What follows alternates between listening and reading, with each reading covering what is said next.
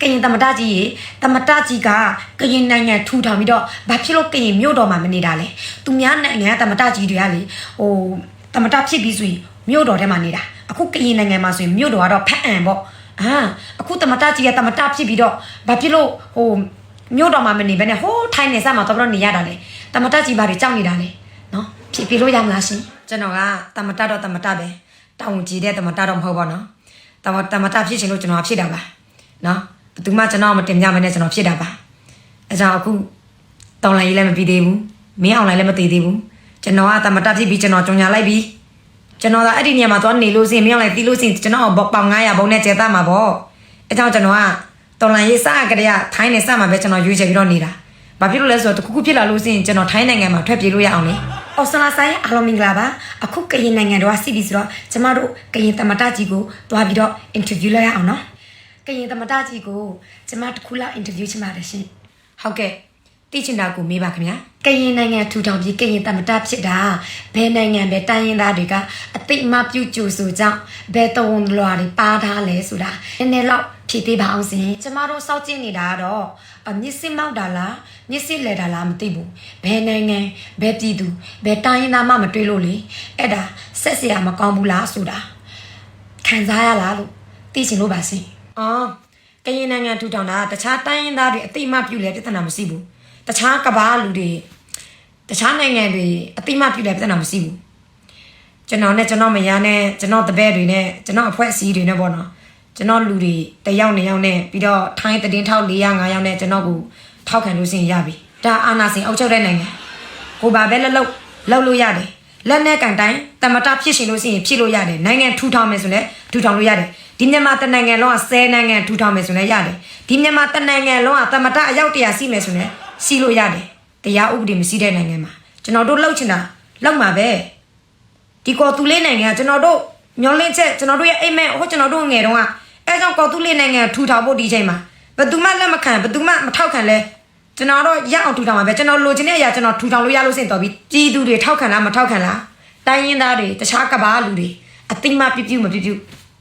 ြကျွန်တော်ဘာမှမခံစားဘူးဆက်လည်းမဆက်ဘူးအဆက်ကမွေးထဲကိုပါမလာတာစင်းလားဒီပွဲကကျွန်တော်တို့အစွန်ရောက်တစ်ဖက်ပိတ်တစ်ယောက်2ယောက်စီးလို့စင်ရပြီပြဿနာမရှိဘူးမင်းအွန်လိုင်းဒါမှ तू လှုပ်ချင်တယ်လို့ तू လှုပ်တယ်တနိုင်ငံလုံး तू အုပ်ချုပ်ချင်တယ်လို့ तू အုပ်ချုပ်တယ် तू ဖမ်းချင်တယ်လို့ဖမ်းတာပဲအဲကြောင့်ကျွန်တော်တို့ကဘာမှ cue ဆိုင်စရာမလိုဘူးကျွန်တော်တို့ချစ်တဲ့ကျွန်တော်တို့ကော်တူးလေးနေနေကျွန်တော်တို့ဘာလို့မရရတာလဲဆက်စရာမဟုတ်ဘူးအဓိကကိုလိုချင်တဲ့အရာကိုရဖို့ပဲလိုတယ်တခြားလူတွေကိုဆင်းမလားစောက် cue မဆိုင်ဘူးနေတော့မကျင်နာလို့ရှိရင်နေတော့မပြောနဲ့လေကွာနေတော့မကျင်နာရင်နေတို့စီးတဲ့အိမ်တွေနေတို့စီးတဲ့ခြံတွေမြေတွေလက်တွေနေတို့ပြန်တော့ထူထောင်နေတို့ရဲ့နိုင်ငံနော်နေတို့စီးတဲ့အာဏာနေတို့တမတဖြစ်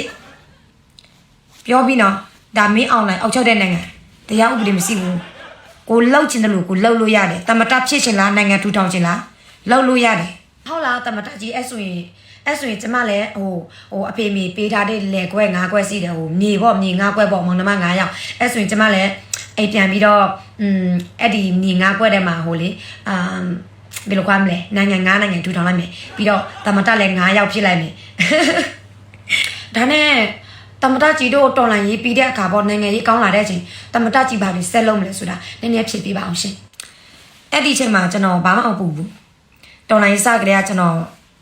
်ပြည်သူလူထုရဲ့ငွေရလာတာလေကျွန်တော်ထိုင်းနိုင်ငံမှာအိမ်တွေအစင်သိဝယ်ထားပြီအဲကြောင့်တခုခုဖြစ်လာလို့ရှိရင်ကျွန်တော်ထိုင်းဘက်ကမှပြေးပြီးတော့နေမယ်အဲ့ဒီချိန်ရောက်လို့ရှိရင်နေကန်ငါကန်ပဲနေပြေးငါပြေးပဲ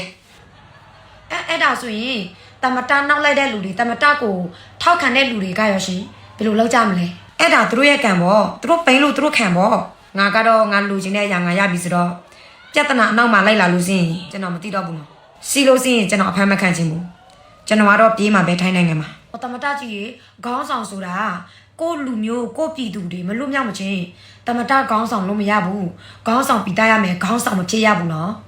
်တမတကြီးသိလားကောင်းတဲ့ခေါင်းဆောင်တွေကောင်းတဲ့တမတတွေကကိုလူမျိုးဒုက္ခရလို့ရှိရင်ကိုပြည်သူတွေဒုက္ခရလို့ရှိရင်ကိုစူးစမ်းပြီးတော့ကဲတင်ရမယ်သူတို့လွတ်မြောက်ဖို့အတွက်ကိုဝိုင်းပြီးတော့လုပ်ပေးရမယ်အခုတမတကြီးကတိုက်ပွဲတွေကြီးကြီးဖြစ်တဲ့အချိန်မှာကိုလူမျိုးတွေစစ်ပြေးဆောင်နေရတဲ့အချိန်မှာလူတွေအများပြားတည်နေရတဲ့အချိန်မှာတနိုင်ငံလုံးဒုက္ခရတဲ့အချိန်မှာတမတကြီးကတကူကောင်းဆန်ဆောင်လိုက်ပြီးတော့လှုပ်ချင်တယ်လို့လှုပ်နေတာတ တမတကြီးလည်းမင်းအောင်လည်းနဲ့တူပါပဲဆိုတာကျမ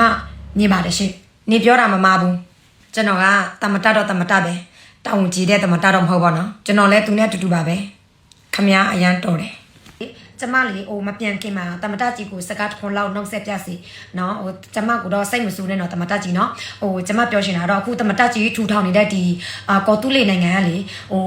ကော်တူးလေးနိုင်ငံဆိုတာကရင်ပြည်သူလူထုအားလုံးနဲ့ဆိုင်တာပေါ့နော်ကရင်ပြည်သူလူထုရဲ့စန္ဒမပါဘဲနဲ့ကိုကလှုပ်ချင်တိုင်းလှုပ်မယ်ဆိုရင်ထူထောင်ချင်တိုင်းထူထောင်မယ်ဆိုရင်ကရင်ပြည်သူလူထုအားလုံးတိတ်ခါကြစီရှင်နဲ့နာမည်ပြက်ရှင်နဲ့ဟိုအဆက်ကွဲတာပေါ့နော်ဖြစ်နိုင်လို့ရှိရင်အခုတမတကြီးထူထောင်တဲ့နိုင်ငံကနော်အစုံရောက်တစ်ဖက်ပိုက်အယူနိုင်ငံအဖွဲ့လို့